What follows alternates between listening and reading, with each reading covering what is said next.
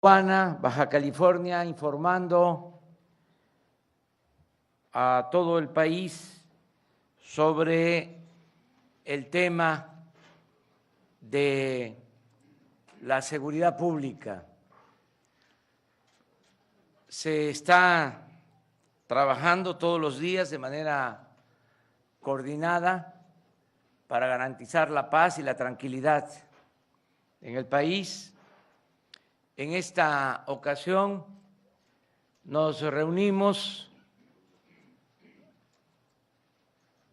como siempre, a las 6 de la mañana, hora de Tijuana, Baja California, creo que 7 de la mañana en la Ciudad de México y en otras partes del país, para recibir el reporte sobre la incidencia delictiva, lo correspondiente al día de ayer.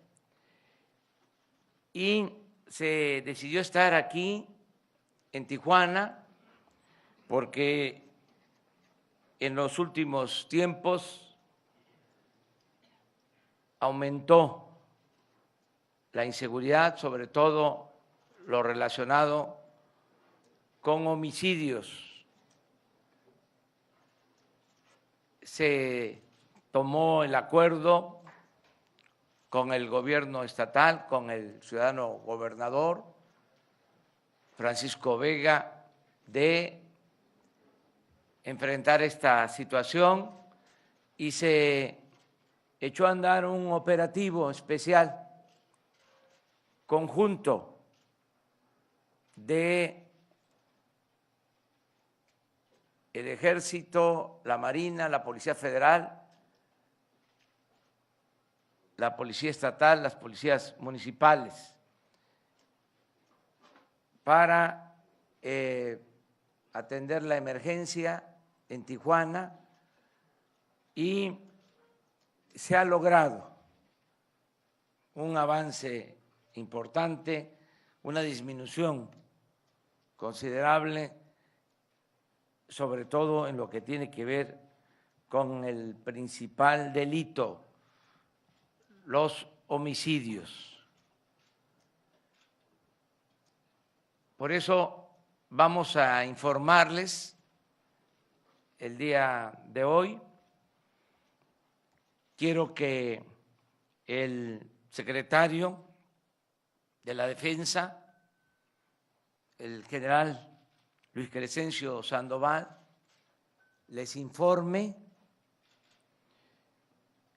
sobre este plan, sobre esta estrategia, y cuando se desahogue el tema, cuando terminemos de informar sobre este asunto, si les parece, abrimos la sesión de preguntas y respuestas, por si hay algo que tengan ustedes que preguntar. A lo mejor hay algún tema.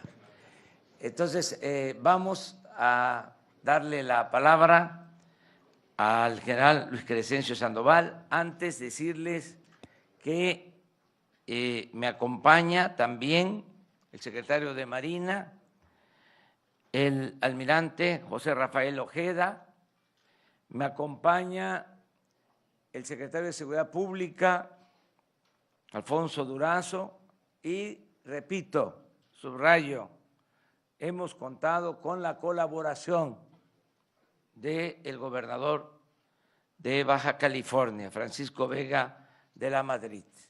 Estamos trabajando de manera conjunta, en forma coordinada.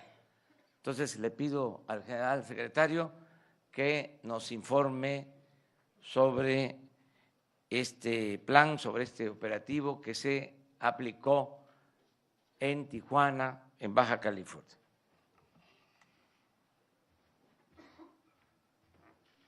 Con su permiso, señor presidente.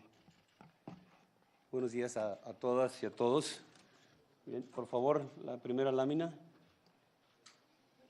Bien, en relación a la estrategia que se está desarrollando en todo el país y al recibir las instrucciones del señor presidente para atender principalmente esta parte de nuestro país, Tijuana en específico, se hizo un análisis de lo que se estaba desarrollando en coordinación con todas las áreas federales, estatales y municipales para poder determinar qué es lo que estaba sucediendo.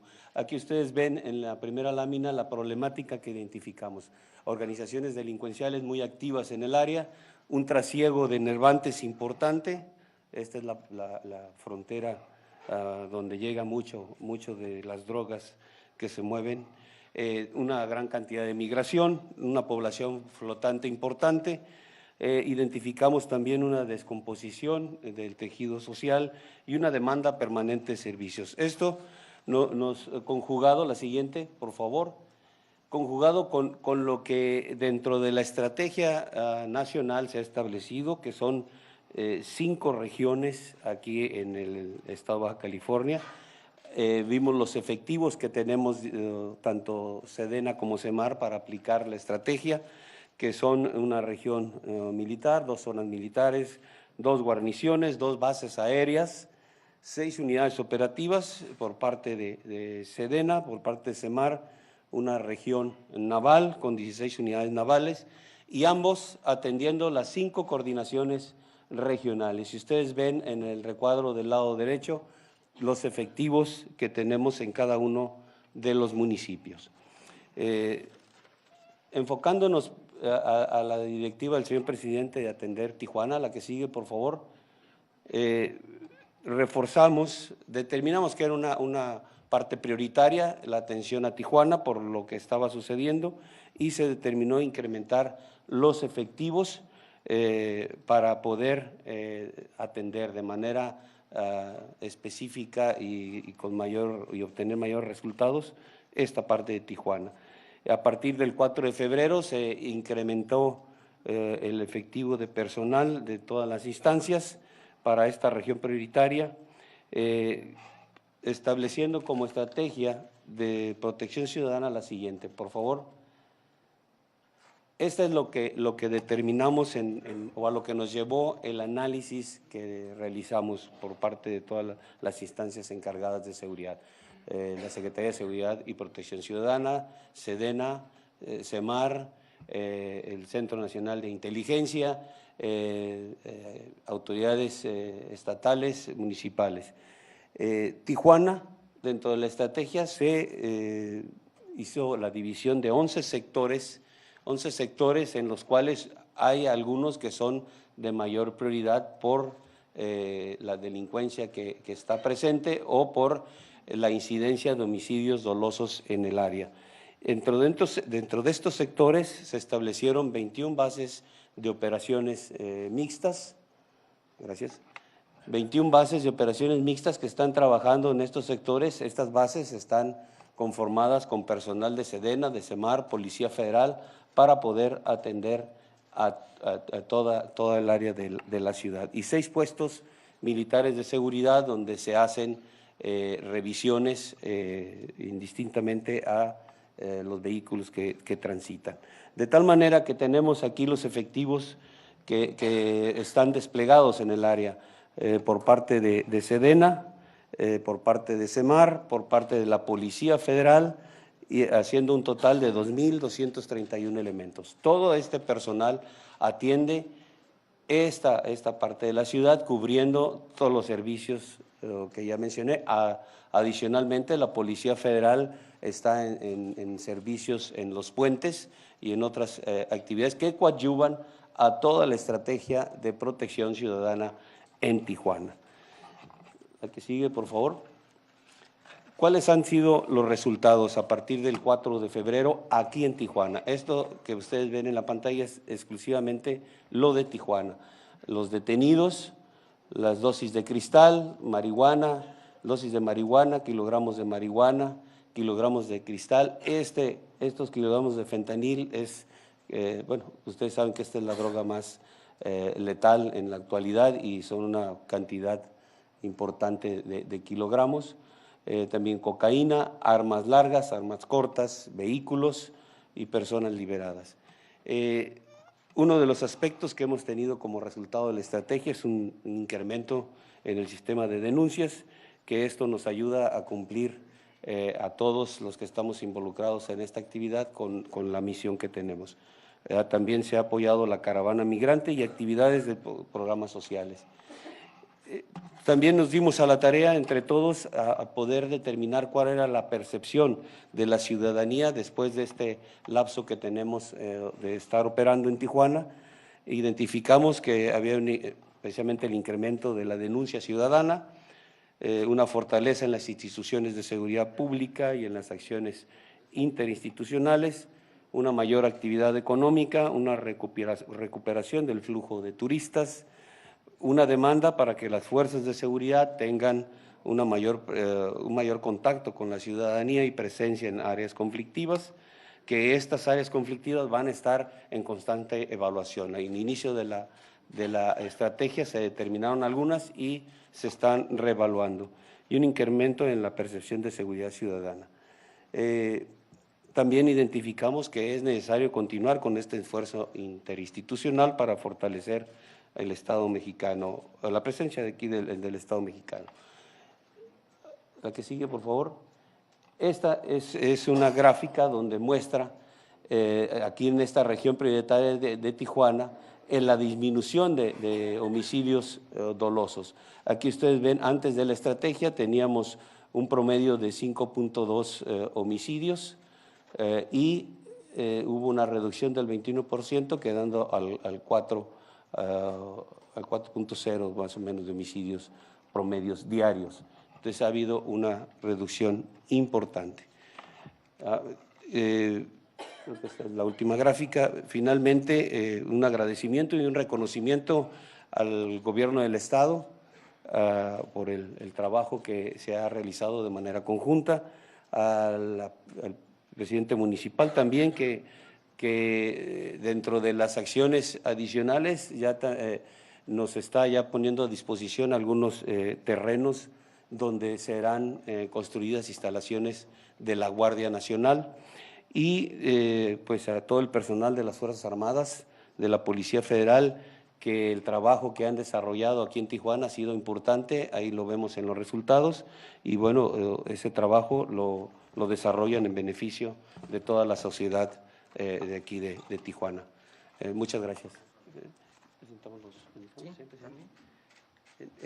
Vamos a presentarles los uniformes que serán empleados por la Guardia Nacional. ¿Pueden pasar, por favor?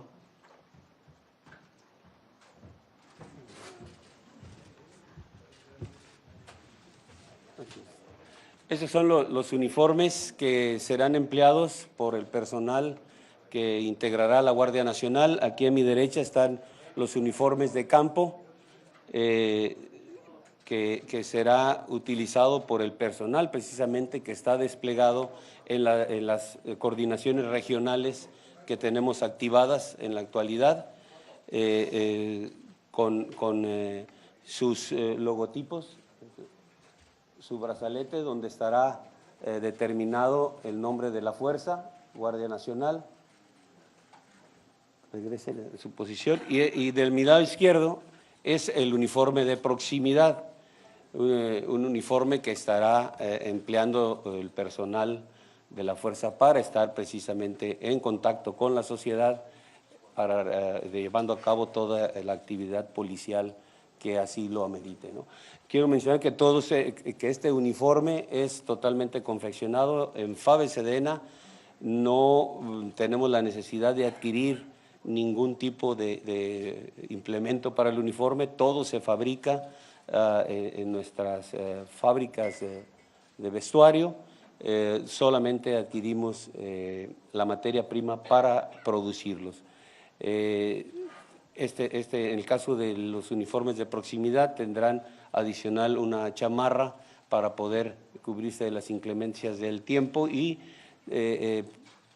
la chamarra tendrá sus posibilidades para que le permita al elemento actuar sin retirarse la chamarra a través de cierres que le facilitan el emplear las herramientas que trae a su disposición para cumplir su tarea de manera sencilla, rápida y fácil.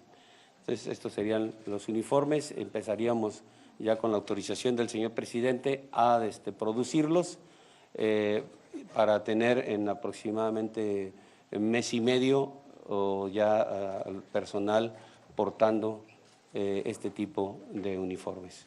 Muchas gracias. Es su orden, señor.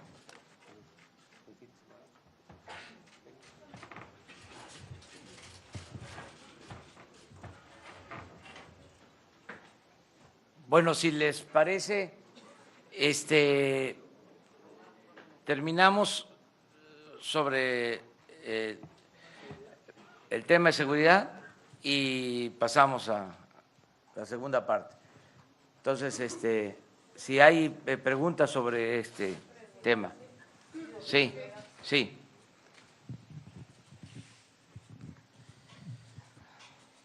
Sí, presidente, buenos días, buenos días. Preguntarles si tendrán mayores datos de cuándo ya estará funcionando la Guardia Nacional, con cuántos elementos, cuánto se va a pagar a cada uno de los elementos, de qué presupuesto estamos hablando para este año. A ver si lo hacemos de manera conjunta. Yo respondo en lo general y también el secretario de la Defensa y el secretario de Seguridad Pública, que me acompañan aquí. Yo puedo decirles que ya se publicó en el diario oficial el día de ayer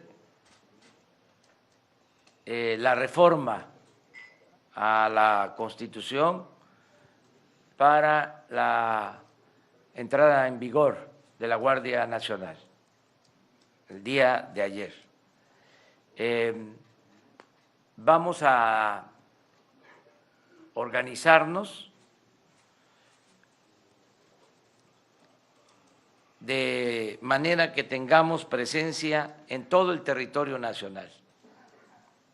Esto es el eje de la actuación de la Guardia Nacional, son las coordinaciones territoriales. Van a existir 266 coordinaciones territoriales. En 266 coordinaciones territoriales va a actuar la Guardia Nacional con el número de elementos necesarios. Desde luego que vamos a tener más elementos. En una primera etapa se van a incorporar elementos de la Policía Militar, de la Policía Naval y de la Policía Federal. También nos van a ayudar ya elementos tanto del Ejército como de la Marina que tienen otras tareas para reforzar a la Guardia Nacional. Y se está haciendo una convocatoria, un reclutamiento para tener a todos los elementos. Es un giro importante porque ahora lo central, lo estratégico va a ser garantizar la seguridad pública. No lo era, aunque parezca increíble. Ahora lo más importante va a ser garantizar la seguridad pública.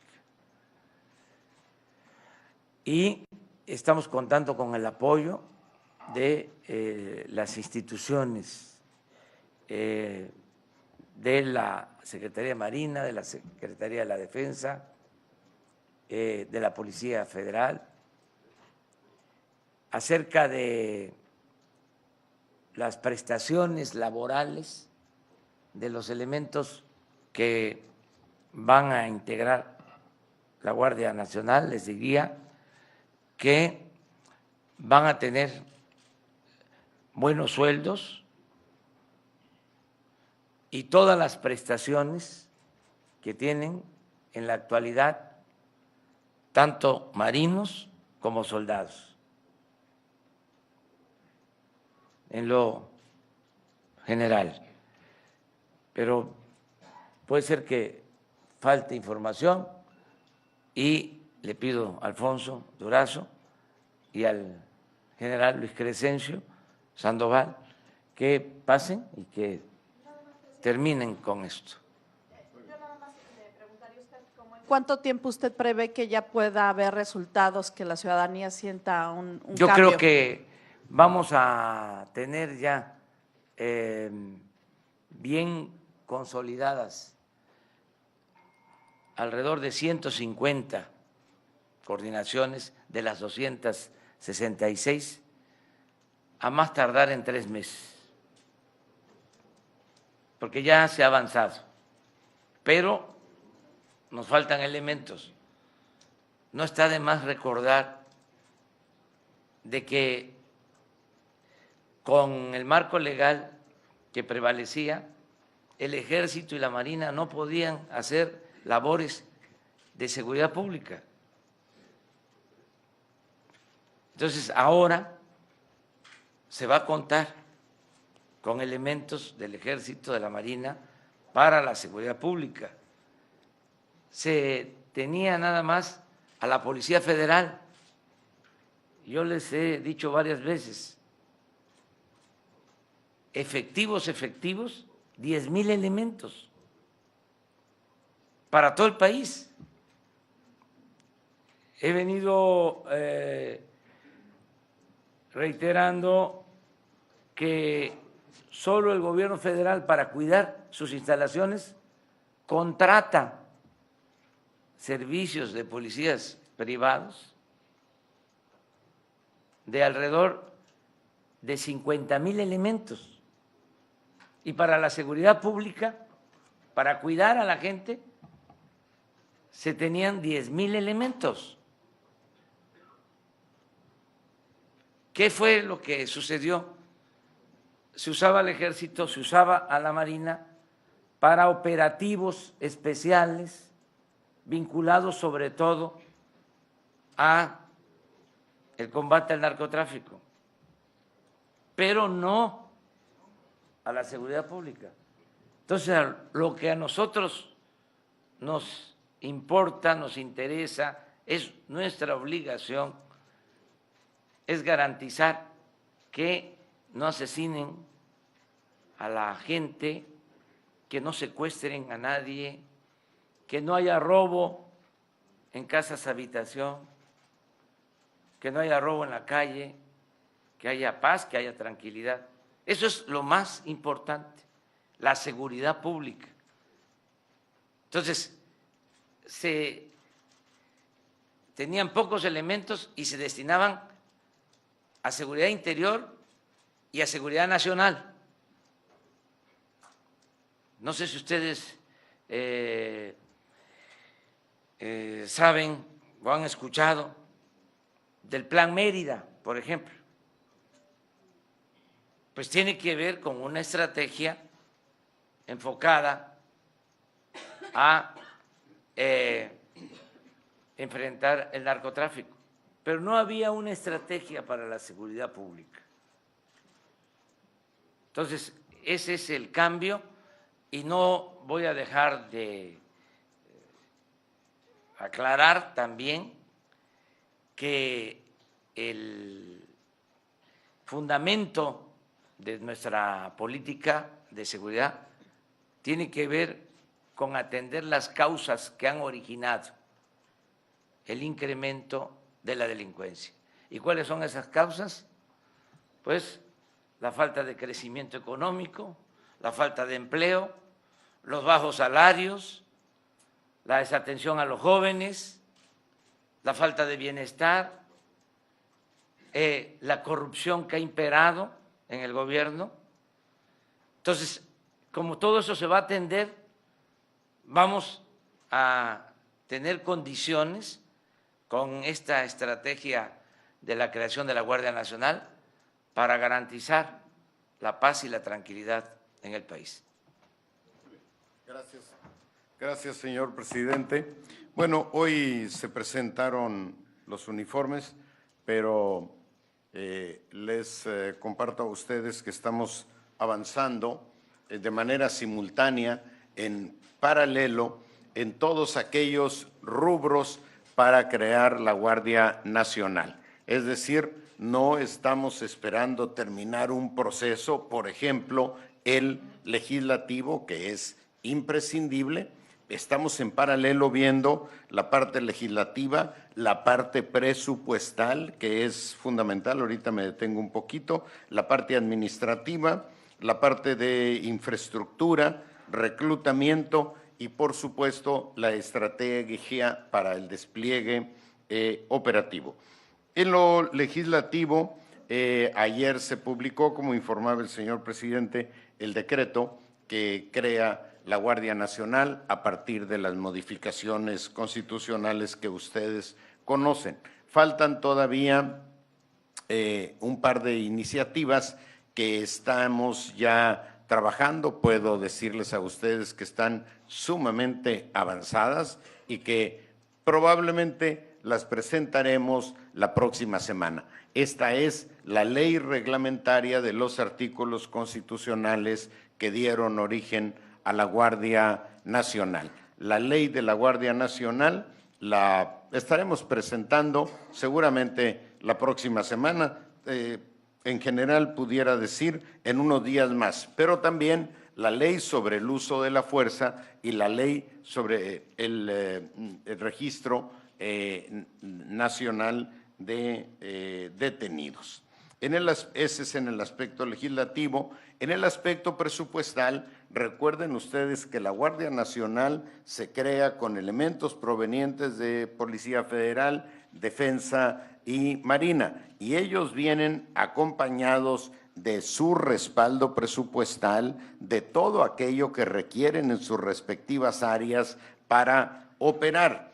Consecuentemente, el impacto presupuestal se refiere solo a aquellos nuevos elementos y a la construcción de la infraestructura correspondiente para tener un despliegue regional, como lo mencionaba el señor presidente, en todo el país, en las 266 regiones, comenzando por 150. Entonces, en la parte presupuestal, estimamos que el impacto para este año de la Guardia Nacional podría oscilar entre 15 y 20 mil millones de pesos para un cuerpo de seguridad que este año va a tener alrededor de 80,000 elementos. Los primeros estarán en 3 meses y así cada 3, 4 meses estaremos avanzando en el fortalecimiento de esas 150 regiones. Vean, si me permite, presidente, no me quiero extender, pero vean ustedes la relevancia de tener una región integrada con un estado de fuerza casi suficiente para enfrentar la criminalidad. La primera expresión la tenemos aquí en Tijuana, que fue definida como una de las regiones prioritarias, pero todas las regiones prioritarias están dando buenos resultados. No vamos a engolosinarnos con lo que se logra, porque no tenemos todavía el personal suficiente, no obstante su condición de región prioritaria, pero no hay de dónde sacar elementos para tener el número suficiente de personas. En lo administrativo, hay la indicación del señor presidente de homologar percepciones y prestaciones sociales. Por un lado, la Policía Federal tiene sueldos mayores que el Ejército y la Marina, pero tiene prestaciones sociales muy bajas. Por otro lado, la Secretaría, los elementos de Defensa y Marina tienen menores sueldos, pero tienen prestaciones sociales extraordinarias. Entonces vamos a avanzar en la homologación. Los sueldos en el caso de la Policía Federal andan en alrededor de 15,000 pesos. Entonces, los elementos de la Policía Militar y Naval van a tener el incentivo de un incremento paulatino hasta llegar muy cercanamente en el tiempo a las percepciones que hoy tiene la Policía Federal. Ese es el atractivo. A la inversa, los elementos de la Policía Federal tendrán el atractivo de que se progresivamente alcanzarán, pero progresivamente, pero muy cercanamente, las prestaciones sociales equiparables a las de la Policía Militar y Naval. Quiero aquí decir que ambas instituciones tienen las mayores prestaciones en el país. Es realmente una cosa ejemplar la parte de las prestaciones sociales. En el caso del reclutamiento, aquí hablará mi general, y también de la parte del despliegue operativo que ya se está visualizando. Todo se está visualizando. Por ejemplo, el tema de la infraestructura en las regiones. Mencionaba aquí mi general que el presidente municipal ya tiene una propuesta de terreno donde se van a construir las instalaciones, pero eso, como les decía, lo estamos viendo en paralelo y pudiera adelantarles que prácticamente en todas las regiones del país donde se va a destacamentar los elementos de la Guardia Nacional, tenemos o terreno o instalaciones completas. Por ejemplo, en el caso de Michoacán, hay 13 regiones, pero en 10 de ellas ya tenemos las instalaciones completas, aportadas por el gobierno del Estado. Y así en cada una de las regiones. Dejo aquí con la palabra a mi estimado general secretario para el tema de reclutamiento y la parte operativa. Gracias, señor presidente. Gracias, con permiso. Bien, en el tema de reclutamiento, tanto la Secretaría de Marina como la Secretaría de la Defensa ya tenemos establecidos los módulos de reclutamiento para este año, que en total, entre ambas fuerzas, será aproximadamente 21,000 hombres que se causarán alta en esta nueva organización para poder iniciar el proceso de capacitación, de adiestramiento, que nos llevará 3 meses aproximadamente en un adiestramiento básico, o ya para darle esa disciplina, esos valores que necesitamos dentro de la institución para operar, y posterior a esos 3 meses será un proceso de 4 o 5 meses de un adiestramiento ya especializado en el ámbito de seguridad pública, para tener en un tiempo de 7 o 8 meses a los elementos ya listos para incorporarse a la Guardia Nacional. El presupuesto para esta actividad ya lo tenemos asignado a ambas dependencias para poder desarrollar esta actividad, que la vamos a llevar a cabo en todo el territorio nacional, con equipos reforzados en este ámbito del reclutamiento para dar con rapidez de alta a todo el personal de nuevo ingreso y poder cumplir con los objetivos establecidos para este año en la integración de la Guardia Nacional. En relación al despliegue, como ya se mencionó, las 150 coordinaciones que tenemos ahorita desplegadas para este año, con esos efectivos se irán integrando las coordinaciones regionales, que ya en la cual existe ya un despliegue y como ya lo mencionó el señor presidente, también dentro de esta actividad de las coordinaciones, pues entrará el Ejército como Fuerza Armada a colaborar con actividades de seguridad pública para poder incrementar el número de personal dedicado al ámbito de la seguridad pública. Sedena y Semar con sus efectivos también apoyando esta parte, adicional a lo que serían los efectivos de la Guardia Nacional, que como ya se menciona es Policía Militar, Policía Naval y Policía Federal. Entonces iremos cubriendo, dándole la prioridad a esas áreas que se identifican con mayor problemática, que determinamos como áreas prioritarias de atención a la seguridad pública, ir cubriendo el espacio con hombres para poder estar atendiendo a la ciudadanía y evitar que se presenten pues, los delitos que mayor afectan que mayormente afectan a la población. Muchas gracias.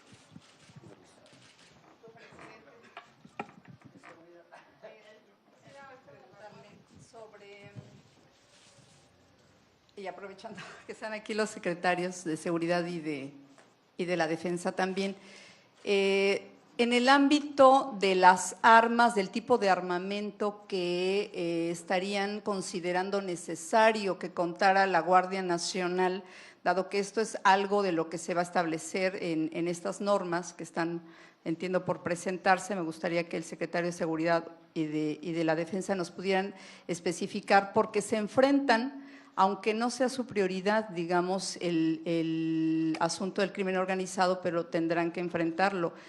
Ellos cuentan con armamento de alto poder en muchos casos y a veces se han visto en desventaja. Sin embargo, también hay que regular el uso de la fuerza. Entonces, ¿cómo lo están considerando? Uno. Y dos, las armas también, uno de los problemas más graves es el ingreso, la compra de armas por parte justamente de los grupos criminales. ¿Cómo combatirlo, cómo limitarlo? Esto se ha hablado durante muchos años y no lo han logrado. ¿Cómo lo estarían planteando en ese sentido? Y, presidente, entiendo que va a haber una ronda después sobre otros temas, pero quisiera adelantarle mi pregunta, si me la responde más adelante, sobre el tema de la reacción del Vaticano. Ya el Papa Francisco ha dicho que agradece mucho la invitación que se le está haciendo para acudir el próximo año justamente para este tema de los 500 años en México, pero que no podrá venir, que él ya ha venido a México, es decir, está pues de alguna manera señalando que no va a venir. Y también ha habido reacciones en el sentido de la carta que usted le envió a el rey de España, cuestionamientos de que esto es atemporal, de que finalmente esos reclamos pues están abriendo como una brecha, un frente con respecto a las relaciones de México y España. Si más adelante me lo responde, se lo voy a agradecer. Sí, a ver, Alfonso, si les parece, con Alfonso cerramos y ya entramos a preguntas y respuestas. Gracias. Informaba a ustedes que está en proceso de conclusión la elaboración de la ley de la Guardia Nacional. Uno de los apartados de esta ley es precisamente todo lo que tiene que ver con armamento. Estamos en una evaluación de del marco jurídico internacional que impone algunas restricciones para el uso de determinado armamento para tareas de seguridad y en zonas urbanas. Yo me reservaría este tema para que lo tengamos debidamente concluido. La otra parte de los grupos criminales y la compra de armas, hay un planteamiento al señor secretario de Relaciones Exteriores que hizo el Gabinete de Seguridad hace un par de días, precisamente sobre la necesidad de fortalecer el tema de la venta de armas en la frontera, controlar a quién se vende, evitar lo que se llama la compra paja de armas, que es la compra a través de terceros que no tienen antecedentes criminales, pero que en realidad la compra está promovida por personas que tienen antecedentes. Y la otra, regular con mayor rigor la compra en volumen de armamento. Llevar a cabo un registro, actualmente se hace en la frontera con Estados Unidos, sino promover que este registro se pueda hacer a nivel nacional, porque cuando se compran ahora o se compraban armas en volumen, ahora ya no es posible en la zona fronteriza, pero en los estados de la Unión Americana que no son fronterizos, bueno, pues se está dando esta venta, así es que, y finalmente fortalecer el tráfico de armas tanto del norte hacia el sur, en la parte que corresponde al gobierno americano, pero particularmente asumir nosotros la responsabilidad de fortalecer el combate al contrabando en todos los puntos de acceso a nuestro país. Gracias. Una pregunta nada más, si nos puede precisar. Están reportando que disminuyó el 21% los delitos que se cometen en Tijuana. Sí. Entonces, hoy por hoy, ¿cuántos homicidios dolosos están cometiendo en Tijuana? Y nada más, un dato ahí que me brincó, las 150 coordinaciones territoriales ya van a estar funcionando y operando, es decir, a finales de 2019. ¿Me permite, presidente? Sí, efectivamente, el número de delitos ha disminuido, particularmente el de los homicidios aquí en Tijuana. Antes de que iniciara la estrategia de la definición de regiones prioritarias, hubo un día en que en Tijuana se cometieron en un solo día 21 homicidios. Ese día el señor presidente tomó la decisión de aplicar la estrategia, la calificación de región prioritaria, y hemos tenido días en los que Tijuana prácticamente no aparece en la estadística de homicidios. Hemos llegado a tener varios días con solo 2 homicidios. No significa que esto sea satisfactorio, significa que estadísticamente, cuando lo comparas, es valorable esa baja que se ha logrado. El día de ayer fueron 7 homicidios, es una cifra muy alta, pero comparativamente baja. Aquí se presentó la gráfica, la presentó mi general, y si la tienen ahí a la mano, la repetimos para que vean que efectivamente hay un quiebre, hay un quiebre. Si esto es satisfactorio, por supuesto que no. Vamos a sentirnos satisfechos de los resultados en materia de seguridad el día que no tengamos que preocuparnos por la estadística de incidencia criminal. Ese día significará que hemos avanzado lo suficiente en materia de combate a la inseguridad. Y las 150 regiones efectivamente ya están operando, ya están operando con algunas limitaciones porque no tenemos el personal suficiente para fortalecerlas como hemos fortalecido Tijuana. Por ejemplo, la Guardia Nacional nos va a dar esos recursos humanos adicionales que son imprescindibles para desplegar en cada región un estado de fuerza permanente con la capacidad para enfrentar exitosamente a la criminalidad en esa región.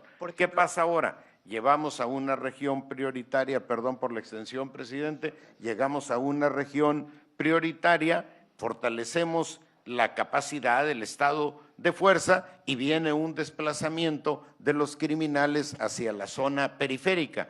Cuando todas las regiones estén funcionando, no habrá posibilidades de que el crimen se desplace en el ya famoso o llamado el efecto cucaracha. Nada de eso. Cada una de las regiones va a tener su capacidad operativa para contener, acotar y evitar que cuando en una región se trabaja contra la inseguridad, venga un desplazamiento o bien en términos regionales o bien en términos de actividades criminales. Por ejemplo, aquí en Tijuana hay 2,000 elementos. Aquí en Tijuana se desplegaron, ese día que hubo 21 homicidios, se desplegaron más de 2,000 elementos. Sí. Estos se van a quedar con la Guardia Nacional. ¿Va a aumentar en Tijuana más allá de los 2,000 que entiendo se quedaron permanentes? Sí. Los elementos desplegados tienen un carácter permanente. Los Tienen, 2000 y tantos. esa es una de las grandes diferencias en la estrategia actual y la anterior. Anteriormente se actuaba sobre la base de operativos. Vienen 1,000 o 2,000 elementos a una región donde había un problema. Lo estabilizaban en una semana, 15 días, y ahí iban de regreso a apagar otro conflicto en algún otro lado. La estrategia es de carácter permanente, por eso la insistencia en fortalecer cada una de las regiones. Este personal es permanente y una vez que instalemos, que tengamos la Guardia Nacional y que logremos el crecimiento suficiente de esta institución, por supuesto que vamos a fortalecer el estado de fuerza aquí en Tijuana y en todas las 150 regiones del país de manera inicial, pero también el próximo año serán 200 y esperamos que el 2021 tengamos ya 120,000 elementos de la Guardia Nacional y con ello tener capacidad para una presencia fuerte en cada una de las regiones. Y para el 2023 la meta es contar con 150,000 elementos de la Guardia Nacional. Todo este proceso está asociado a una capacidad presupuestal que en este momento vemos, por supuesto, viable. Gracias. Sí, por supuesto. Ahorita se las proporcionamos a Jesús, por supuesto que sí. Gracias. ¿Cuándo quedaría definido el jefe de la Guardia Nacional y si ya tiene algunos perfiles? Bueno, ya respondo y cerramos el tema y abrimos el otro. ¿De acuerdo? O ya cerramos en definitiva y ya lo dejamos para mañana lo demás. Bueno, miren, vamos a decidir sobre el comandante de la Guardia Nacional en una semana más. Ya se está haciendo una auscultación para definir a quienes van a formar parte del Estado Mayor de la Guardia Nacional. Les recuerdo que en el Estado Mayor de la Guardia Nacional participa un representante de la Secretaría de Marina. Y quiero decir que aquí está con nosotros el secretario de Marina, el almirante José Rafael Ojeda Durán. Está aquí con nosotros como siempre. Y que en el caso de Baja California, como en otros estados, la Secretaría de Marina tiene a su cargo todas las regiones costeras. Por ejemplo, Ensenada, ahí es la Secretaría de Marina la que nos está apoyando en todo ese municipio que es de los municipios más extensos del país. Ellos ayudan hasta San Quintín, hasta Guerrero Negro, en los límites con Baja California Sur.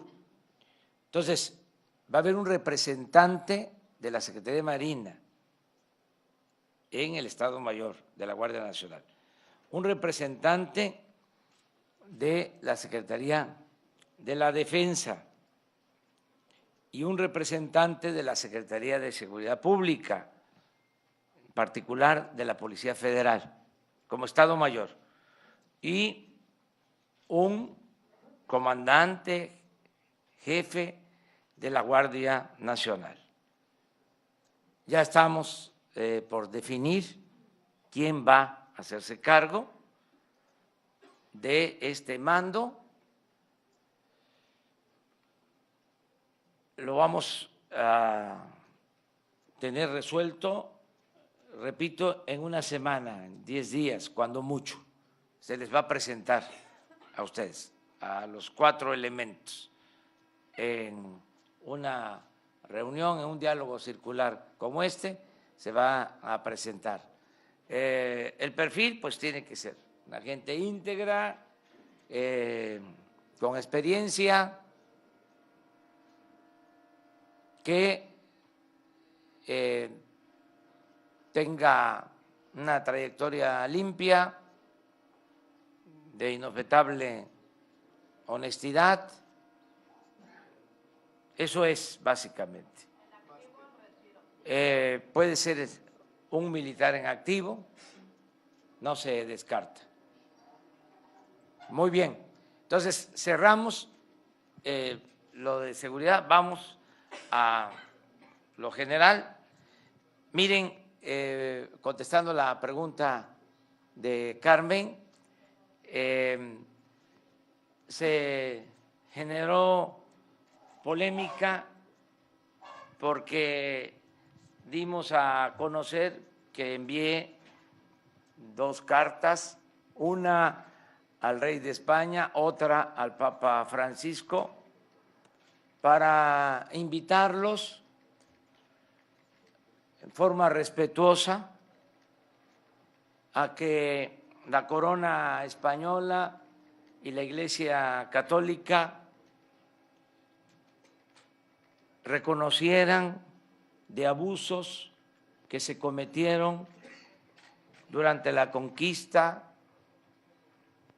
durante los 3 siglos de dominación colonial, porque en el 2021 vamos a conmemorar 500 años de la toma de Tenochtitlán y 200 años de nuestra independencia. Entonces, consideramos, sin ánimo de confrontación, que es conveniente ofrecer disculpas a los pueblos originarios, porque indudablemente se cometieron abusos.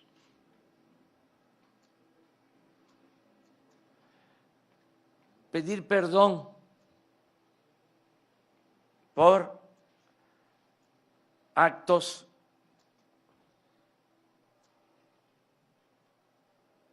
autoritarios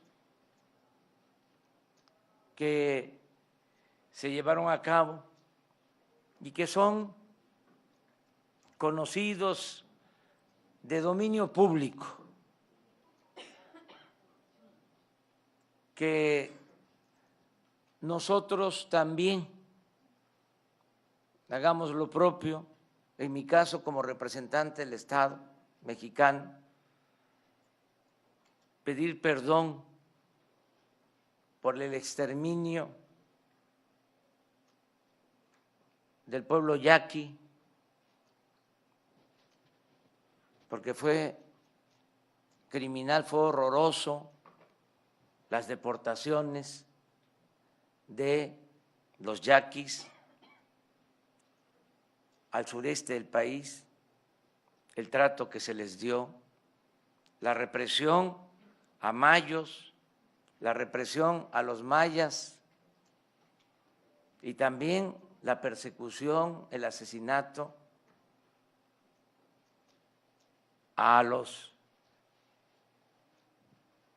migrantes chinos durante el Porfiriato, en la propia Revolución Mexicana. Entonces, es ofrecer disculpas, pedir perdón para hermanarnos y reconciliarnos. Ese es el planteamiento. ¿O es mucho pedir? ¿Cómo ve la respuesta de España? Pues no voy a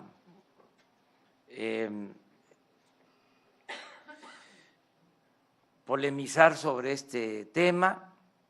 Ya dimos a conocer nuestra postura, entregamos las cartas, hice el compromiso de que no las íbamos a publicar.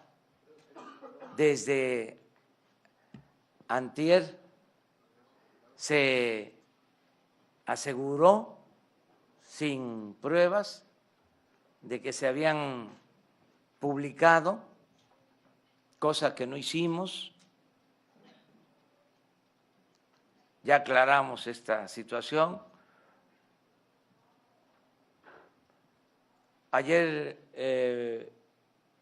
tengo la información de que se publicó una especie de borrador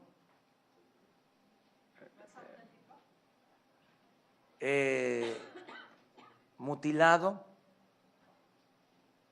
es decir, parece que se publicaron 2 hojas de 4 que tiene la carta, sin firma. ¿Quién sabe cómo extrayeron ese borrador? ¿Quién lo filtró?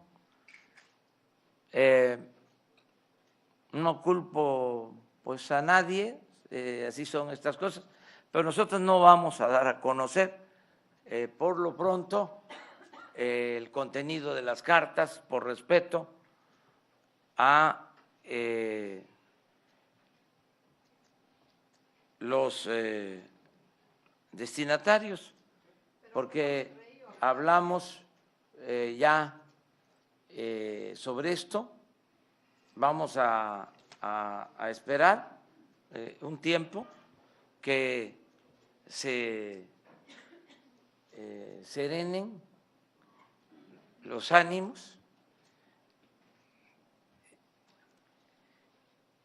Se me hace que hubo pues una sobre respuesta, o sea, se exageró mucho, lo cual demuestra también de que ahí está el tema, subterráneo, en el subsuelo. Y también, como dije ayer, tiene la parte buena el que se haya abierto esta polémica, porque nos lleva a revisar nuestro pasado, a recordar la memoria histórica. Y eso es muy importante, porque el que no sabe de dónde viene, difícilmente va a saber hacia dónde va. Se le atribuye a Cicerón la frase de que la historia es pues la maestra de la vida. Y yo creo que tenemos que poner esto al corriente, ¿sí? Y ventilarlo, ponerlo en la superficie. Qué bien que se está polemizando sobre este tema.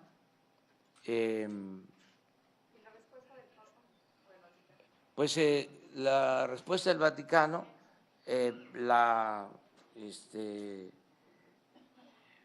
vamos a analizar. No conozco sobre lo de la no visita del Papa, no sabía de eso.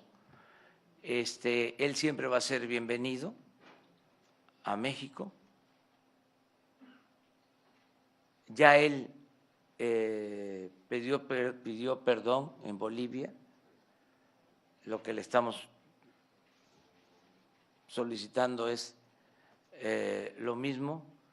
a los pueblos originarios de México, pero siempre va a haber una actitud respetuosa para con el Papa y para con el rey y los gobernantes extranjeros. No vamos nosotros a pelearnos, tenemos que atender este asunto. A ver, yo les pregunto a ustedes, ¿vamos a celebrar los 500 años?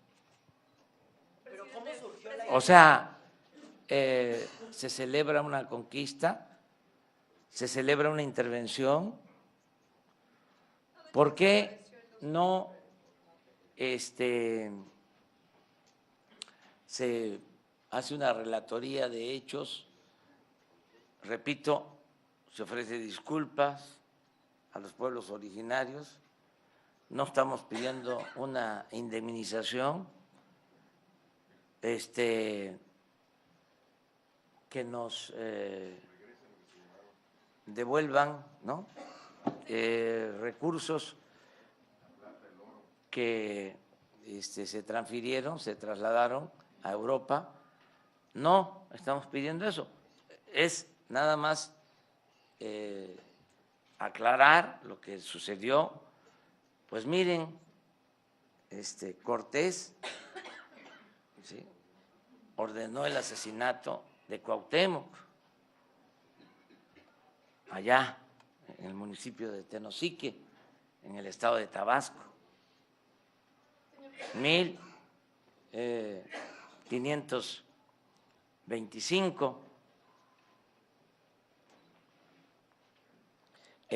Los padres de nuestra patria, Hidalgo y Morelos, fueron excomulgados y son los padres de nuestra patria. Vamos a conmemorar los 200 años de independencia. Entonces, no es para confrontación, para encono, o qué, de plano vamos a olvidar ya nuestra historia. Esa es una característica del neoliberalismo. Acuérdense de que hay un autor famoso, el teórico de la política neoliberal, que habló del fin de la historia. Nosotros no podemos olvidar, o sea, se perdona, pero no se puede olvidar la historia de los pueblos. O sea, nosotros estamos promoviendo la cuarta transformación de la vida pública del país y tenemos como antecedentes las tres transformaciones que han habido: la independencia, la reforma y la revolución. Entonces no podemos olvidar. Entonces ese es el tema. Es que pues estamos en los 500 años. Hace 2 días estuve en Tabasco porque ahí se enfrentó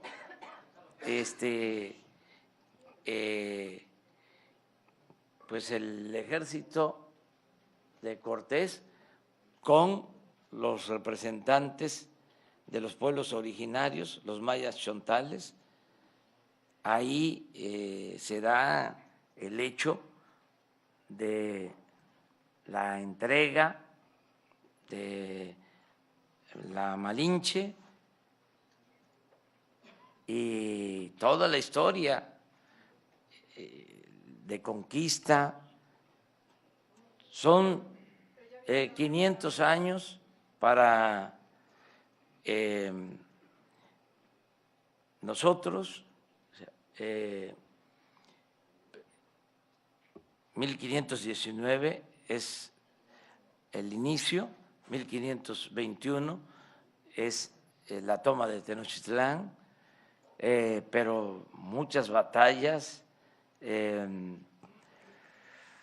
muchos sucesos, muchos enfrentamientos, los que son las guerras de invasión, y también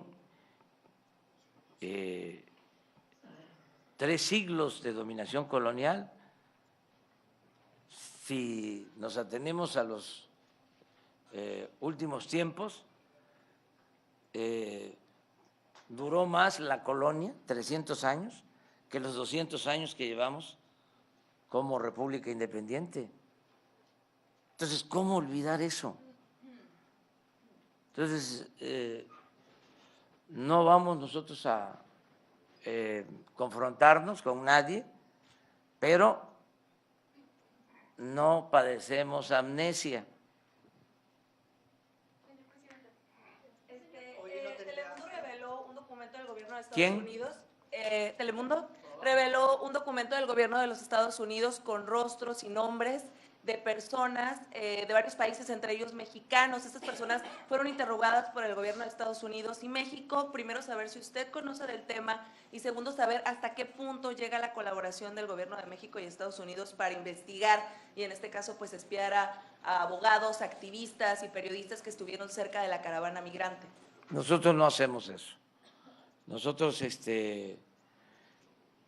ya incluso se canceló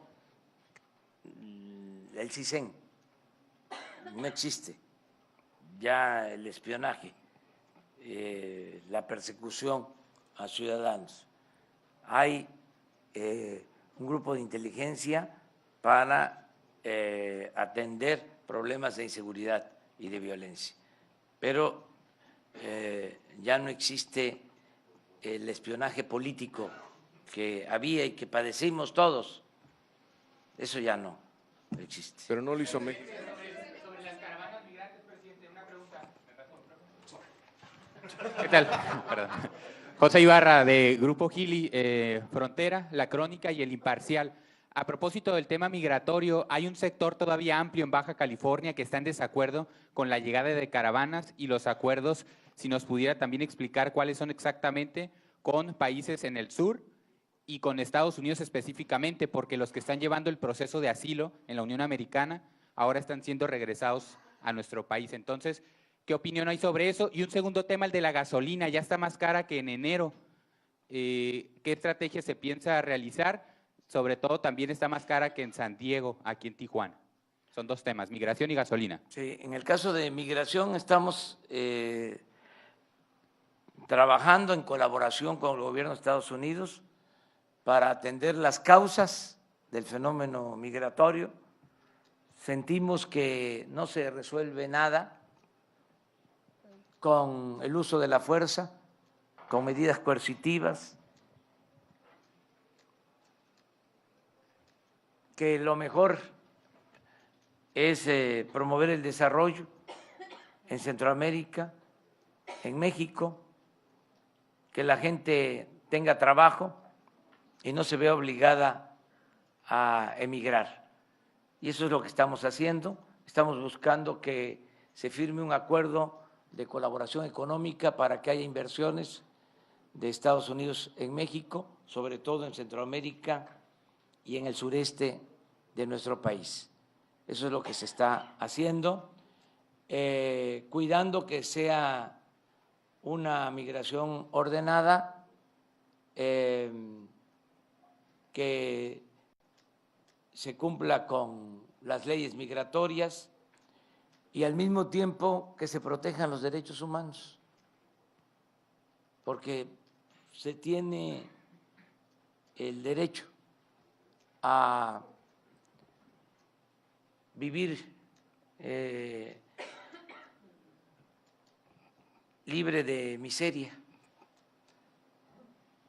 Y mucha gente sale de sus pueblos, emigra por necesidad, no por gusto. Entonces estamos atendiendo esto de esa forma. Llevamos muy buena relación con el gobierno de Estados Unidos. Vamos a procurar mantener muy buena relación con nuestros vecinos, una relación de respeto mutuo.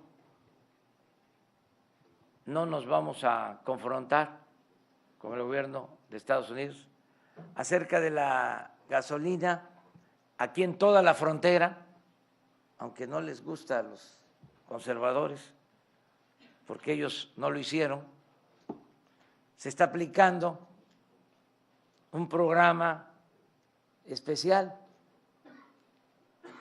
Hay una zona franca, libre, aquí en la frontera. Se redujo el impuesto sobre la renta al 20%, se redujo el IVA del 16 al 8%, se homologan los precios de los combustibles, debe costar la gasolina lo mismo que cuesta del otro lado, y así en los 3.180 kilómetros de frontera. Hay veces que por el mecanismo que se está aplicando puede estar transitoriamente más cara la gasolina en México que en Estados Unidos, pero el acuerdo es, la instrucción clara es que cueste lo mismo que del otro lado. Y también, aunque no les gusta a los conservadores, lo tengo que decir, aquí en la frontera aumentó el salario mínimo al doble. ¿Saben desde cuándo no aumentaba el salario mínimo como ahora? Desde hace 36 años que se llevaba con la llamada política neoliberal o neoporfirista, 36 años sin aumento significativo del salario mínimo, como ahora, y ahí están los datos. Entonces, ayer que fuimos a San Luis Río Colorado y luego pasamos a comer a Mexicali, comida china, suculenta, comida china en Mexicali, en el Dragón, vamos a promoverlo. Que puse esto, algunos me contestaron en las redes sociales que no era cierto, porque los conservadores están molestos, o sea, que se serenen, que se tranquilicen. Estamos cumpliendo con nuestros compromisos. O sea, es importante que me pregunte sobre esto de la gasolina porque me da oportunidad de decir que llevamos muy poco tiempo en el gobierno y ya se está aplicando el plan para que mejoren las cosas en la frontera, independientemente del tema de seguridad. Justamente datos que me proporcionan indican que solo se han podido apegar en este decreto el 0.19% para ISR y el 2.1% para lo que es la reducción del IVA. Si usted considera que esto da cumplimiento a sus compromisos de campaña y si considera que el decreto es hasta el momento exitoso. Sí, porque ya comenzamos y cuesta, lo más importante de todo es la voluntad. ¿Cuánto tiempo se llevaron? Les cuento la historia, así rápido, rapidito. Sí. Había, no, ese es contestar preguntas, pero contextualizando les puede ayudar. O sea, porque si no, nos vamos a la inmediatez, ¿sí? Saben que había un trato especial en la frontera que duró mucho tiempo, desde el siglo XIX, después del Gran Zarpazo, luego que se mueve la frontera hasta el río Bravo, se establece una zona libre, una zona franca, y eso se mantiene hasta que llega Salinas de Gortari y lo quita. Y de Salinas para acá se mantiene una política de abandono a la zona fronteriza, al extremo de que en el gobierno pasado, porque si no tenemos estos antecedentes no vamos a comprender nada. ¿Sí? El gobierno pasado aumentó el IVA del 11 al 16%.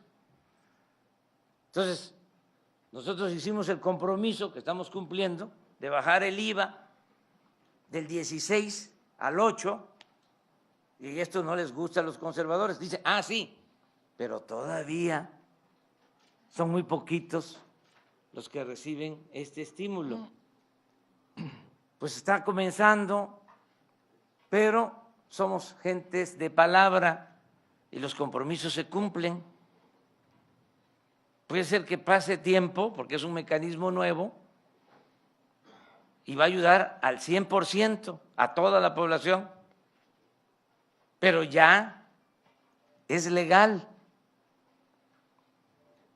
que haya trámites que impiden que sea expedito. Ya se está haciendo una revisión, se está haciendo una evaluación para que fluya este apoyo. Pero que el conservadurismo no diga que es lo mismo o que no sirve, que hay hasta un dirigente empresarial que debería estar contento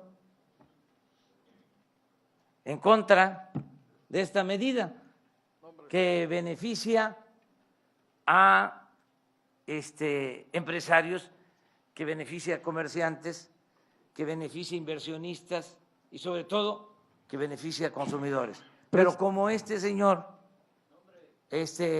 bueno, ustedes son mirones profesionales, ustedes van a hacer la investigación, yo doy los lineamientos generales. ¿No se refiere a Gustavo de Hoyos? Debería de estar aplaudiendo, como tiene propósitos políticos electorales y aquí en Baja California van a haber elecciones, está el ambiente un poco caliente, pero no nos metamos en eso. Nada más es para tener todos los antecedentes. Oiga, presidente, Enrique García, de Agencia Fronteriza de Noticias. El gobierno del estado se queja de que su crisis financiera, que está golpeando, entre otros sectores, al magisterio, es responsabilidad del gobierno que está en cabeza, del gobierno federal. Y el otro tema, ¿cuándo tendremos un programa de regularización de autos chocolates y precios sensibles para la importación de autos usados? Mire, nosotros llevamos muy buena relación con el ciudadano gobernador de Baja California, ya lo dije y lo repito, y no nos vamos a confrontar, no nos vamos a pelear, se van a quedar con las ganas los que deseen eso. Acerca de la regularización de los vehículos que entran al país, se está atendiendo. Precisamente es un planteamiento del ciudadano gobernador, no solo por la regularización o los ingresos que puedan obtenerse de la regularización, sino porque en el caso de los delitos se utilizan vehículos irregulares. Entonces, no se tiene un control. Y es lo que plantea el ciudadano gobernador y estamos nosotros de acuerdo con eso. Se está analizando porque tenemos que buscar un equilibrio. Mucha gente adquiere estos carros por el precio, se ayudan, no podrían comprar carros nuevos, pero al mismo tiempo, con razón, los distribuidores pues se quejan, se oponen a que existan estos automóviles. Entonces tenemos que buscar un mecanismo, un acuerdo entre las partes. Ya hoy precisamente en la reunión de gabinete instruía al secretario de Seguridad Pública para que con el secretario de Hacienda, la secretaria de Economía, la directora del SAT, elaboren un plan y se pueda presentar. Eso es lo que puedo contestar. Usted ayer dijo que se iba a hacer un estudio sobre esa situación, pero el Instituto Estatal Electoral desechó y consideró improcedente una consulta, un plebiscito que un grupo de ciudadanos propusieron. Pero además también un estudio puede llevarles tiempo y la planta ya casi lleva el 40% de avance de construcción. Lo vamos a resolver pronto. En efecto, hay una inconformidad por esta planta, no se puede ocultar que existe esta inconformidad. Nosotros no vamos a tapar nada porque no tenemos preferidos. Nosotros no protegemos a ningún grupo. Nuevo Gobierno Democrático no tiene partido, no tiene sindicato, no tiene grupos de intereses creados. O sea, somos libres. Aquí precisamente en Baja California, lo recuerdo, en una gira, un migrante en San Quintín se me acercó, un hombre mayor, y me dijo, así como el presidente Juárez se paró al Estado de la Iglesia, porque a Dios lo que es de Dios y al César lo que es del César, ahora, licenciado, lo que se necesita es separar el poder económico del poder político y que el gobierno represente a todos, a ricos y a pobres, que el gobierno no esté al servicio de un grupo, de una minoría. Y eso es lo que estamos haciendo. ¿Cree que debería hacerse Entonces, un plebiscito? Vamos a hacer un estudio pronto, no va a tardar mucho tiempo, va a estar la Secretaría de Economía, la Secretaría del Medio Ambiente, me van a presentar un dictamen y lo vamos a dar a conocer. ¿Cuál es la postura del gobierno federal sobre este asunto? O sea, tomando en consideración todos los elementos que hay, la inversión, los empleos, si existe o no agua, el impacto al medio ambiente y resolver lo que mejor convenga. Presidente, sobre el agua había otra propuesta también de hacer la planta desaladora más grande de América Latina aquí en Tijuana. Esa planta deja una deuda, hereda una deuda durante 37 años al Estado. ¿El gobierno federal va a apoyar esta propuesta? Vamos a apoyar todo lo que tiene que ver con el abasto de agua, porque es una prioridad para Tijuana, para Baja California. Lo tenemos que hacer poco a poco, de acuerdo a los recursos disponibles. Sí vamos a contar con presupuesto porque se va a acabar con la corrupción. Es más, les puedo decir ya, así, de manera categórica, de que ya no hay corrupción tolerada en el gobierno. Pero era una Entonces, APP, presidente. esto ayuda mucho porque nos permite ahorrar. Lo que antes se robaban, ahora se usa para beneficio del pueblo. Entonces, vamos a tener recursos y se van a atender las demandas de los ciudadanos. En el caso del agua, lo vamos a hacer. Tenemos que resolver cómo atender el tiradero de obras que nos dejaron inconclusas. Nada más hospitales en el país. Hay 70 hospitales en proceso, inconclusos. Tenemos presas inconclusas. Tenemos muchas obras públicas que quedaron sin terminarse. Entonces, tenemos que ver qué vamos a reiniciar, qué se tiene que hacer, priorizar de acuerdo al interés general, no de acuerdo a los contratistas o a los políticos corruptos. Entonces, si hace falta el agua, no va a haber problema. Vamos a apoyar para que se tenga el agua. Y tengo la confianza, repito, de que nos va a alcanzar el presupuesto porque ya no hay corrupción, no hay lujos. Que aprovecho para decirles que hoy se da a conocer en el portal de la ONU,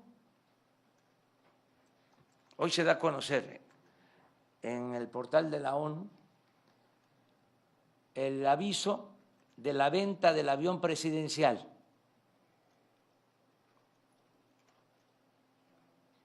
Ya está en California, en Estados Unidos, y se va a vender, y se van a vender alrededor de 70 aviones y helicópteros. ¿Cuánto pensamos que vamos a obtener? Alrededor de 10,000 millones de pesos.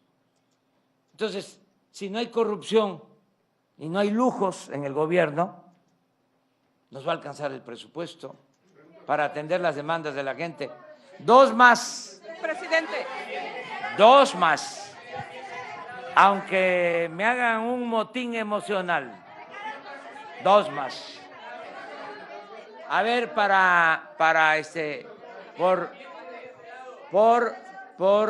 porque estamos en Baja California, en Tijuana, las 2 preguntas de periodistas de aquí.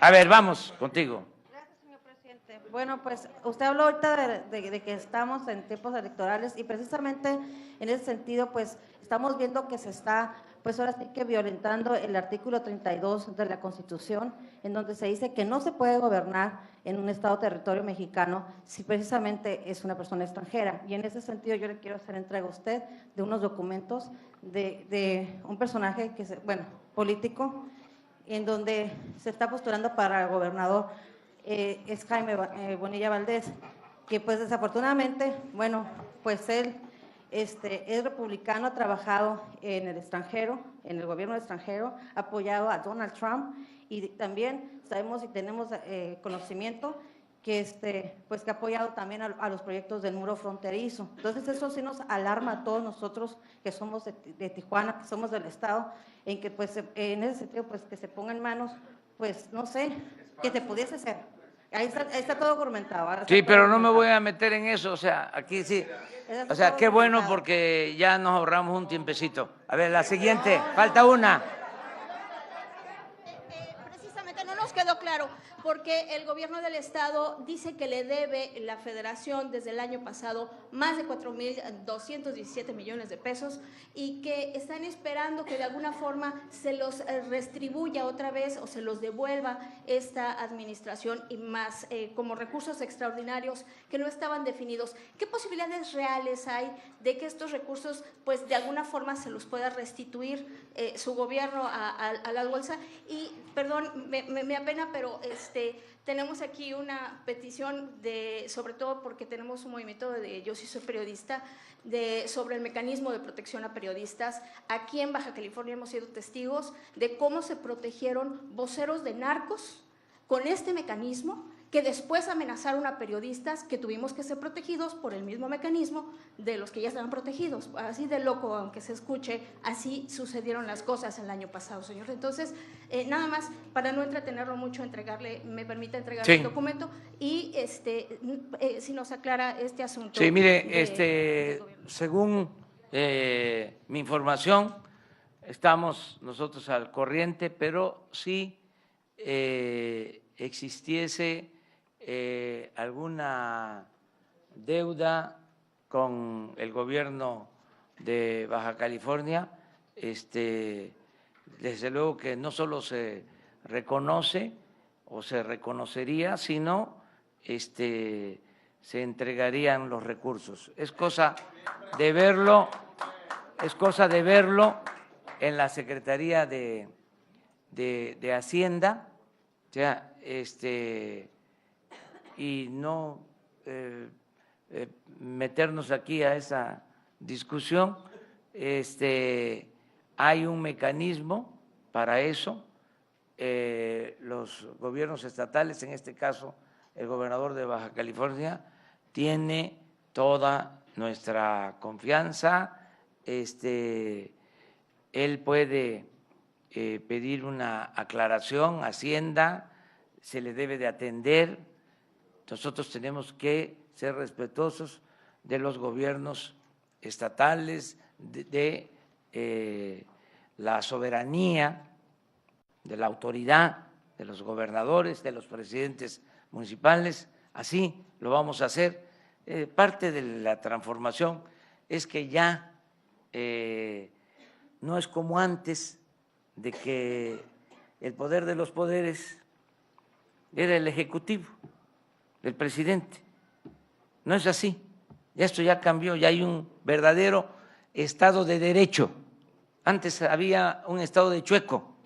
Presidente, ¿cuándo empezará el plan para castigar la corrupción estatal que usted señaló en campaña? Calificó incluso el gobernador como uno de los gobernadores más corruptos Pero de la no ¿Cuándo empezará ese plan pero para castigar fíjense la que corrupción en los estados? No Mi nombre voy es Isaí Lara a Bermúdez. entrar en ninguna confrontación y con todo respeto, no voy a caer en ninguna provocación. Miren cómo termino. Amor y paz. Amor a paz. Abrazos, muchos abrazos. Muchas gracias. Nos vemos mañana los que nos van a acompañar y vemos esto, lo que me vas a entregar.